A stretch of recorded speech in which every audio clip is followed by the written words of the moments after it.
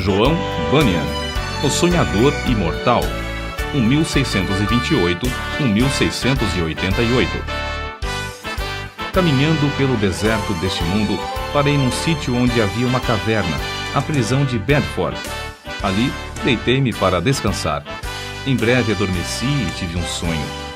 Vi um homem coberto de andrajos, de pé, e com as costas voltadas para a sua habitação, tendo sobre os ombros uma pesada carga e nas mãos um livro. Faz 3 séculos que João Bunyan assim iniciou o seu livro O Peregrino. Os que conhecem as suas obras literárias podem testificar de que ele é, de fato, o sonhador imortal. Estando ele morto, ainda fala. Contudo, enquanto miríades de crentes conhecem o Peregrino, poucos conhecem a história da vida de oração desse valente pregador. Bunyan, na sua obra Graça Abundante ao Principal dos Pecadores, nos informa que seus pais, apesar de viverem em extrema pobreza, conseguiram ensiná-lo a ler e escrever. Ele mesmo intitulou-se o Principal dos Pecadores. Outros atestam que, mesmo em sua impiedade, jamais foi beberrão ou imoral. Contudo, casou-se com uma moça de família, cujos membros eram crentes fervorosos. Bunyan era funileiro e, como acontecia com todos os funileiros, era paupérrimo. Ele não possuía nenhum prato nem uma colher, apenas 2 livros: O Caminho do Homem Simples para os Céus e A Prática da Piedade, obras que seu pai, ao falecer, lhe deixara. Apesar de Bunyan achar algumas coisas que lhe interessavam nesses 2 livros, somente nos cultos é que se sentiu convicto de estar no caminho para o inferno. Descobre-se nos seguintes trechos, transcritos de Graça Abundante ao Principal dos Pecadores, como ele lutava em oração no tempo da sua conversão. Veio-me às mãos uma obra dos Hunters, livro estimado por alguns doutores. Não sabendo julgar os méritos dessas doutrinas, dediquei-me a orar desta maneira: Ó Senhor, não sei julgar entre o erro e a verdade. Senhor, não me abandones por aceitar ou rejeitar essa doutrina cegamente. Se ela for de ti, não me deixes desprezá-la. Se for do diabo, não me deixes abraçá-la. Louvado seja Deus! Ele que me dirigiu a clamar, desconfiando da minha própria sabedoria, ele mesmo me guarda do erro dos Hunters. A Bíblia já era para mim muito preciosa nesse tempo. Enquanto me sentia condenado às penas eternas, admirei-me de como o próximo se esforçava para ganhar bens terrestres, como se esperasse viver aqui eternamente. Se eu pudesse ter a certeza da salvação da minha alma, como me sentiria rico, mesmo que não tivesse mais para comer a não ser feijão. Busquei ao Senhor orando e chorando, e do fundo da alma clamei: Ó Senhor, mostra-me, eu te rogo, que me amas com amor eterno. Logo que clamei, voltaram para mim as palavras, como um eco: Eu te amo com amor eterno. Deitei-me para dormir em paz, e ao acordar, no dia seguinte, a mesma paz permanecia na minha alma. O Senhor me assegurou: Amei-te enquanto vivias no pecado, amei-te antes, amo-te depois e amar-te-ei por todo sempre. Certa manhã, enquanto tremia na oração, porque pensava que não houvesse palavra de Deus para me sossegar, ele me deu esta frase: A minha graça te basta. O meu entendimento foi tão iluminado como se o Senhor Jesus olhasse dos céus para mim, pelo telhado da casa, e me dirigisse essas palavras. Voltei para casa chorando, transbordando de gozo e humilhado até o pó. Contudo, certo dia, enquanto andava no campo, a consciência inquieta, de repente essas palavras entraram na minha alma: Tua justiça está nos céus.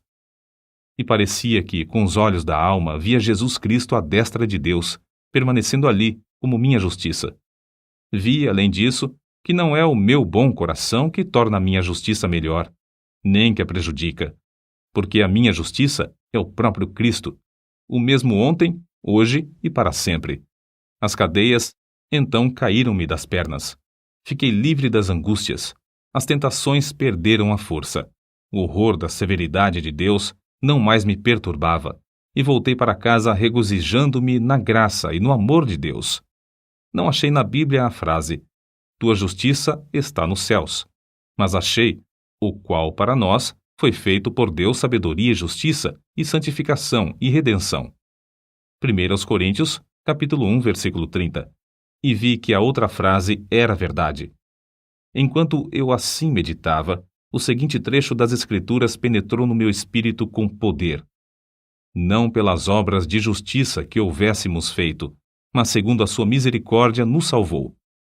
Assim, fui levantado para as alturas, e me achei nos braços da graça e misericórdia. Antes temia a morte, mas depois clamei: quero morrer.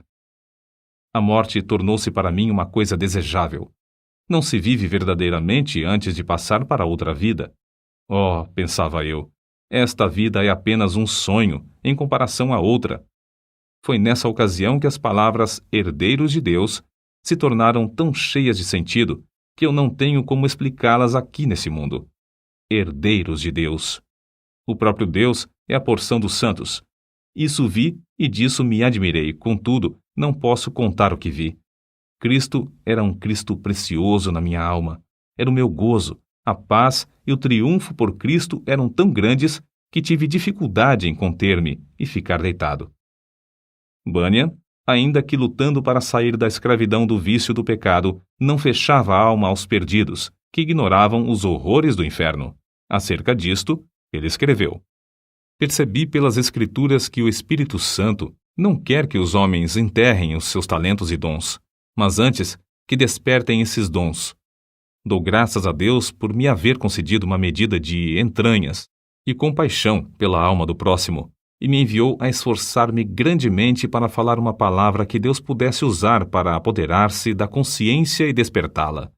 Nisso, o bom Senhor respondeu ao apelo de seu servo, e o povo começou a mostrar-se comovido e angustiado de espírito ao perceber o horror do seu pecado e a necessidade de aceitar a Jesus Cristo. De coração, clamei a Deus com grande insistência que ele tornasse a palavra eficaz para a salvação da alma. De fato, disse repetidamente ao Senhor que, se o meu enforcamento perante os olhos dos ouvintes servisse para despertá-los e confirmá-los na verdade, eu aceitaria alegremente. O maior anelo em cumprir meu ministério era o de entrar nos lugares mais escuros do país. Na pregação, realmente sentia dores de parto para que nascessem filhos para Deus. Sem fruto, não ligava importância a qualquer louvor aos meus esforços. Com fruto, não me importava com qualquer oposição. Os obstáculos que Bunyan tinha de encarar eram muitos e variados. Satanás, vendo-se grandemente prejudicado pela obra desse servo de Deus, começou a levantar barreiras de todas as formas. Bunyan resistia fielmente a todas as tentações de vangloriar-se sobre o fruto de seu ministério e cair na condenação do diabo. Quando, certa vez, um dos ouvintes lhe disse que pregara um bom sermão, ele respondeu: não precisa dizer-me isso. O diabo já cochichou a mesma coisa no meu ouvido antes de sair da tribuna. Então, o inimigo das almas suscitou calúnias e boatos em todo o país, a fim de induzi-lo a abandonar seu ministério. Chamavam-no de feiticeiro, jesuíta, cangaceiro, e afirmavam que vivia amancebado, que tinha 2 esposas e que os seus filhos eram ilegítimos. Quando o maligno falhou em todos esses planos de desviar Bunyan do seu ministério glorioso, seus opositores denunciaram-no por não observar os regulamentos dos cultos da igreja oficial. As autoridades civis o sentenciaram à prisão perpétua, recusando terminantemente a revogação da sentença, apesar de todos os esforços de seus amigos e dos rogos de sua esposa. Tinha de ficar preso até se comprometer a não mais pregar. Acerca de sua prisão, ele diz: nunca tinha sentido a presença de Deus ao meu lado em todas as ocasiões como depois de ser encerrado, fortalecendo-me tão ternamente com esta ou aquela escritura, até me fazer desejar, se fosse lícito, maiores provações para receber maiores consolações. Antes de ser preso, eu previ o que aconteceria, e 2 coisas ardiam no coração acerca de como poderia encarar a morte, se chegasse a tal ponto. Fui dirigido a orar pedindo a Deus que me fortalecesse com toda a força, segundo o poder da sua glória, em toda a fortaleza e longanimidade, dando com alegria graças ao Pai. Quase nunca orei durante o ano que precedeu minha prisão, sem que essa escritura me entrasse na mente, e eu compreendesse que, para sofrer com toda a paciência, devia ter toda a fortaleza, especialmente para sofrer com alegria. A segunda consideração foi na passagem que diz: Mas nós temos tido dentro de nós mesmos a sentença de morte para que não confiássemos em nós mesmos, porém em Deus que ressuscita os mortos. Cheguei a ver por essa escritura que, se eu chegasse ao ponto de sofrer como devia, primeiramente tinha de sentenciar à morte todas as coisas que pertencem à nossa vida, considerando-me a mim mesmo, minha esposa, meus filhos, a saúde, os prazeres, tudo, enfim, como mortos para comigo e eu morto para com eles. Resolvi, como Paulo disse, não olhar para as coisas que se veem, mas sim para as que se não veem, porque as coisas que se veem são temporais, mas as coisas que se não veem são eternas. E compreendi que, se eu fosse prevenido apenas de ser preso, poderia, de improviso, ser chamado também para ser açoitado ou amarrado ao pelourinho. Ainda que esperasse apenas esses castigos, não suportaria o castigo de desterro. Mas a melhor maneira para passar os sofrimentos seria confiar em Deus, quanto ao mundo vindouro. Quanto a este mundo, devia considerar o sepulcro como minha morada, estender o meu leito nas trevas e dizer à corrupção: Tu és meu pai, e aos vermes: Vós sois minha mãe e minha irmã. Jó, capítulo 17, versículos 13 e 14. Contudo, apesar desse auxílio, senti-me um homem cercado de fraquezas. A separação da minha esposa e de nossos filhos aqui na prisão torna-se, às vezes, como se fosse a separação da carne dos ossos. E isto não somente porque me lembro das tribulações e misérias que meus queridos têm de sofrer, especialmente a filhinha cega. Minha pobre filha, quão triste é a tua porção neste mundo.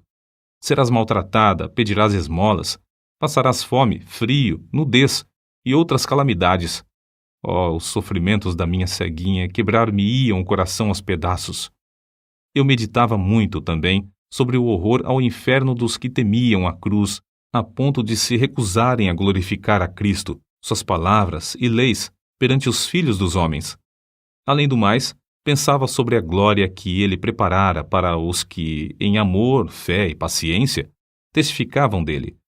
A lembrança dessas coisas servia para diminuir a mágoa que sentia ao lembrar-me de que eu e meus queridos sofríamos pelo testemunho de Cristo. Nem todos os horrores da prisão abalaram o espírito de João Bunyan.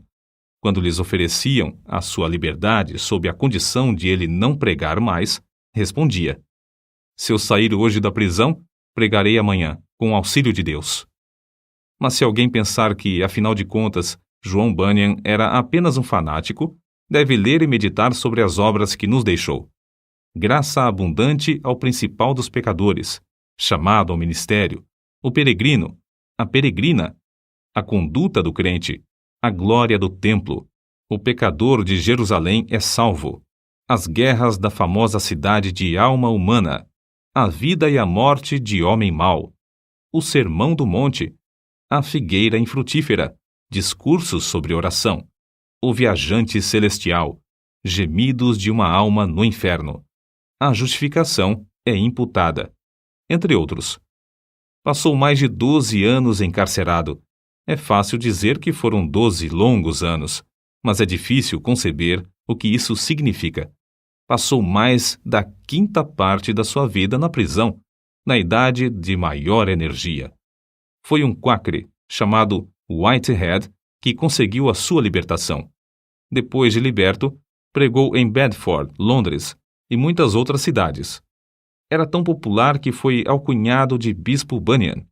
Continuou seu ministério fielmente até a idade de 60 anos, quando foi atacado de febre e faleceu. O seu túmulo é visitado por dezenas de milhares de pessoas. O orador, o escritor, o pregador, o professor da escola dominical e o pai de família, cada um conforme o seu ofício, podem lucrar grandemente com o estudo do estilo e méritos de seus escritos, apesar de ele ter sido apenas um humilde funileiro sem instrução. Mas como se pode explicar o maravilhoso sucesso de Bunyan? Como pode um iletrado, pregar como ele pregava e escrever num estilo capaz de interessar à criança e ao adulto, ao pobre e ao rico, ao douto e ao indouto. A única explicação do seu êxito é que ele era um homem em constante comunhão com Deus. Apesar de seu corpo estar preso no cárcere, a sua alma estava liberta, porque foi ali, numa cela, que John Bunyan teve as visões descritas nos seus livros. Visões muito mais reais do que os seus perseguidores e as paredes que o cercavam. Depois de desaparecerem os perseguidores da terra e as paredes virarem pó, o que Bunyan escreveu continua a iluminar e alegrar todas as terras e gerações. O que vamos citar mostra como Bunyan lutava com Deus em oração. Há na oração o ato de desvelar a própria pessoa, de abrir o coração perante Deus, de derramar afetuosamente a alma em pedidos, suspiros e gemidos. Senhor, disse Davi, diante de ti está todo o meu desejo, e o meu gemido não te é oculto. Salmo capítulo 38, versículo 9. E outra vez, a minha alma tem sede de Deus, do Deus vivo. Quando entrarei e me apresentarei ante a face de Deus? Quando me lembro disto, dentro de mim, derramo a minha alma. Salmos, capítulo 42, versículos 2 ao 4. Note, derramo a minha alma. É um termo demonstrativo de que, em oração, sai a própria vida e toda a força para Deus. Em outra ocasião, escreveu: as melhores orações consistem, às vezes, mais em gemidos do que em palavras, e essas palavras não são mais que a mera representação do coração, vida e espírito de tais orações. Como ele insistia e importunava em oração a Deus, fica claro no trecho seguinte. Eu te digo, continua a bater, chorar, gemer e prantear. Se ele se não levantar para te dar porque és teu amigo, ao menos por causa da tua importunação, levantar-se-á para dar-te tudo o que precisares. Sem contestação, o grande fenômeno da vida de John Bunyan consistia no seu conhecimento íntimo das Escrituras, as quais amava, e na perseverança em oração ao Deus que adorava. Se alguém duvidar de que Bunyan seguia a vontade de Deus nos 12 longos anos que passou na prisão de Bedford, deve lembrar-se de que esse servo de Cristo, ao escrever O Peregrino, atrás das grades, pregou um sermão que já dura quase 3 séculos e que hoje é lido em 140 línguas. É o livro de maior circulação depois da Bíblia. Sem tal dedicação, não seria possível conseguir o incalculável fruto eterno desse sermão pregado por um funileiro cheio da graça de Deus. Nota: Quakre forma aportuguesada de Quakers, como eram mais conhecidos os membros da Sociedade dos Amigos, nome de uma comunidade de cristãos protestantes surgida no século XVII. No início, eram seguidores de um pregador leigo, o inglês George Fox, que, em 1647, começou a pregar a doutrina de Cristo dentro. Todas as pessoas podem sentir a palavra de Deus em suas almas, caso se esforcem para ouvi-la. Interpretavam literalmente as palavras de Jesus Cristo nas Escrituras. Eram contra prestar juramentos e contra a guerra. Destacavam-se sempre pela solidariedade.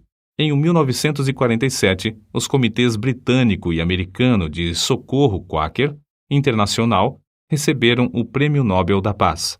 Enciclopédia em Carta.